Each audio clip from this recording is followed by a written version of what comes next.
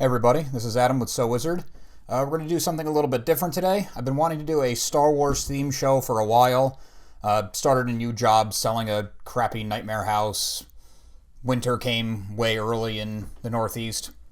Anyway, Direct Focus will be back to Mondays, at least every other Monday, but I also got a new computer, which means all new software. I have to rebuild all the assets, and it became a whole thing. So anyway, like I was saying, I wanted to start a Star Wars theme show for the channel, and this is not going to be it. This is not the polished version. I'll be working on the segments I want to do, sound drops, visuals, and hopefully find a co-host and record some in advance. But I wanted to talk about Star Wars. I wanted to start getting some more diverse videos up on the channel, so we're going to dive right in. Well, it's probably no surprise, but for my first attempt at something resembling a Star Wars show, I wanted to talk about The Mandalorian. Obviously, the So Wizard crew just recently talked about The Mandalorian, and I'm in the same camp as Joey, giving it nothing but rave reviews. The Mandalorian, if you still haven't watched it, you need to, is 3 episodes in. It is a Western set in the Star Wars universe. That means the story is going to feel kind of familiar, even though it's brand new content, but in no way does that diminish your enjoyment of it. The show pulls pretty deep from the Star Wars universe. You can tell it's made by fans. Jon Favreau was pretty instrumental in the making of it, and they take things even going as far back as to the holiday special, which George Lucas has publicly condemned many times. One of the biggest things going on in The Mandalorian, if you haven't watched it yet, it's very minor spoilers, but if you exist in the internet in any way, and I'm not even a big fan of social media and I can't escape this, there is a baby version of the Yoda species. It's being dubbed Baby Yoda. I think more officially it's called the Child. If you're from the Empire, you're calling it the Asset. So there's a lot of theories going around about the Child. I don't want to use Baby Yoda because I don't want it to be related to Yoda. I'm not really basing that on anything. It's just my personal want. So if it is Yoda, or a clone of Yoda, I should say, if it is a clone of Yoda, we're told it's 50 years old. That would mean it was born around the same time as Anakin. So I've heard theories going as deep as, is this baby or this clone the actual chosen one and they got the prophecy wrong? I don't think so. I don't think they're about to retcon the 9-movie series, especially with number 9 coming out soon. There's also the issue of, okay, if this is a clone of Yoda, was it made 50 years ago, or was it made 25 years ago on an accelerated path, or was it even made 100 years ago on a non-accelerated path?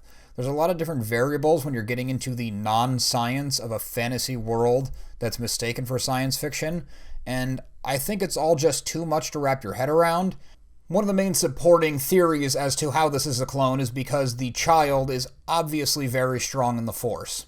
With the theories of Rey being a clone of Luke circling around, I guess it stands to reason that cloning a Force sensitive, the midichlorians would carry over. So yes, there's some logic there, but what if this is just another of the species who also happens to be Force sensitive? What if the species is more prone to be Force sensitive than others? Because I'm sure that happens. I don't think going deep into prophecies based on birth years is exactly the right way to be thinking about a show that's kind of surface level, but in the best way, as The Mandalorian. I mean, we're not watching Harry Potter, so let's let that one go. According to different parts that I believe were all shoved into the Legends category once Disney took things over, you can clone a Force sensitive, but it's a very difficult process that leads to madness. I mean, the Force Unleashed video games showed us that in droves as you got towards the end of the game, and there was also some supporting information in novels as well as some of the other canon, I believe the comic books. But like I said, I think all of that was shoved into Legends. There's also a theory going around that's a little more based on what we've seen in canon, that Palpatine does have the ability to be immortal. It's looking very likely like he's coming back in a very literal way in Episode 9. Maybe he created this to be a vessel for him to take over, which is what a lot of people thought he was doing with Anakin, was creating a vessel, but then when Anakin was beat up so badly and cut up and his connection to the Force was greatly diminished, he was no longer a good replacement, but just a good lapdog.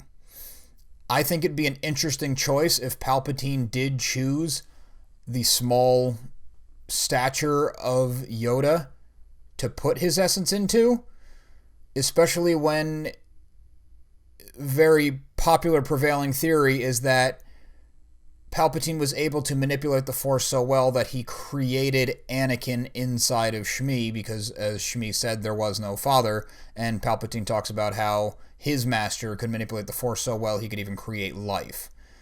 We're getting pretty deep onto things here, and I think we're looking way too far into the child. I believe the child is a Force sensitive of the same species as Yoda, and the Mandalorian will now be on the run with him. Part of the reason why that's my theory is because I hope that's what's going to happen. I love that the Mandalorian is in the Star Wars universe. I love that we will get familiar sightings of the Star Wars universe, but I also love that it's something new. It's not created to the main movies in any way. It's not a solo prequel. It's not Rogue One butting up right into A New Hope. And I loved both of those movies, don't get me wrong.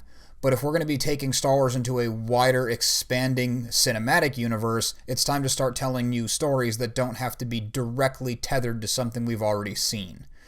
Along with me hoping and not thinking that this is a Baby Yoda, I'm also hoping we don't see Boba Fett. I know Boba Fett's very cool. We'd all like confirmation if he actually survived the Sarlacc or not, because again, that was something that got pushed into Legends. I don't think there's any more modern canon saying he got out. But I do think that if Boba Fett shows up, he's going to outshine the Mandalorian. And we already have Baby Yoda kind of stealing the fans' attention from the titular character. Boba Fett's also not an actual Mandalorian. So having him show up in a show called The Mandalorian that follows an actual Mandalorian, and we even get a little bit of a look into the enclave of the Mandalorians, I just think it's too much and it would take away from it. Along with not really wanting to see Boba Fett and hoping that this is not a clone of Yoda, I don't really want to see any Jedi show up in The Mandalorian. Star Wars is bigger than just the Jedi Order, especially at this point in the series, when Luke is essentially the last Jedi left, and I'm sure there's some examples of holdouts, but let's go with the main primary canon timeline based on the movies that everybody knows about. We're kinda down to one.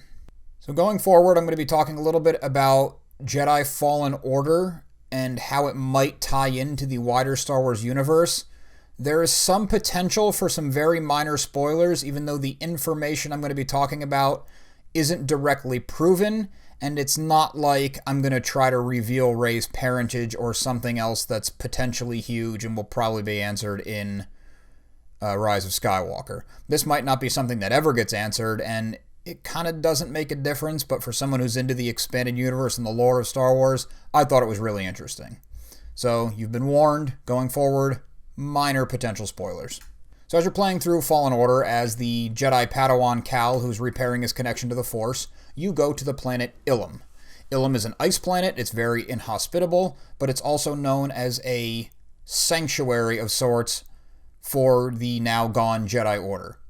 Ilum is so popular with the Jedi because it is one of the largest housings of kyber crystals, and if you're into Star Wars lore at all, or if you've seen Rogue One, you know that kyber crystals have immense power. It's what the Jedi use to power their lightsabers, and it's what the Death Star, and by extension Starkiller Base, use to power their superweapon. Ilum has been mentioned by name in comic books, novels, and even the Clone Wars series. We even go to Ilum along with the Clone Wars series, following a Padawan on their journey making their lightsaber. So as you're playing through Fallen Order, you get the chance to go to Ilum. This is very exciting because you're going through a not quite mainstream but pretty major focus of a Star Wars planet. You're going somewhere you haven't seen too much of. You're not returning to Tatooine or even Jakku at this point. And Cal talks about remembering going to Ilum to make his first lightsaber with Yoda. So you get a connection there, but of course that makes sense because Fallen Order takes place just 5 or 6 years after Order 66 was executed. He would have very clear, very fond memories of the Jedi Order kind of at its prime. No big deal here. You just kind of show up on Ilum and do your thing. But then in the course of the game, you make a return trip to Ilum. And on the second trip in is where things get interesting. The second time through, you get a space view of the planet. And the Empire has been mining the planet for kyber crystals, presumably for the Death Star. But when you go back to Ilum, you see a massive trench dug along the whole perimeter, I don't know if it's the equator, of the planet that looks awfully familiar to Starkiller Base in The Force Awakens. And also, according to different resources, now we're getting really geeky, Ilum has a lot of things in common with Starkiller Base. And I made a list, so I have to look down and read it because I did not commit all this to memory, and I apologize. Of course, they're both icy planets. Ilum is rich in kyber crystals, which Starkiller Base needs, and that doesn't mean they didn't truck it all in, but it would make a lot more sense to just start where the source is. They're also both unknown location-wise to the galaxy at large, except that they're in Sector 7G. That doesn't mean a whole lot on its own, whatever 7G means. Is there a 7F or a 7H? It doesn't really matter. We know that Starkiller Base and Ilum were both kinda hard to plot, but in the same sector. They're also both 660 kilometers in diameter. And I think that's the big one, because that's an awfully specific number for multiple sources to list in the expanded Star Wars lore. And it's cool now that someone's keeping track and keeping all these facts down, but when you're getting that specific, I think it has to mean something. So this information isn't 100% solid. In the game, they never said Ilum, that becomes Starkiller Base. Maybe in Episode 9, they'll talk about Starkiller Base and about how it was the Jedi planet Ilum. It also kind of makes sense for the Empire, now the First Order, run by Snoke, and now Kylo Ren. Of course, this would have been put into place long before, especially if you're looking at the context of the game. I mean, Palpatine was just barely in power at this point, although he could have been pulling the strings long before. It would have made sense for the bad guys of the series to be perverting one more thing of the Jedi Order. Well, anyway, that's something like the Star Wars show I want to make. I want to pick a couple random topics, do a little bit of a dive into the geekier side of things, and not just have the same old conversations about the lore. Thanks for hanging out. If people like this, please let us know. You can drop us a line on social media. All the accounts can be found in the show notes or after the show. Be sure to subscribe to our channel. We're going to be working more on shows like this. As I said, Direct Focus will be back. We still got the commute going, and we always have tons of con coverage for the cons coming up. Also, be sure to listen to So Wizard Podcast every single week. Make sure you check out SoWizardPodcast.com for reviews, recommendations, merchandise, and more. And you can support So Wizard on Patreon, where you can get bonus content, and it helps us grow the show. So thanks again.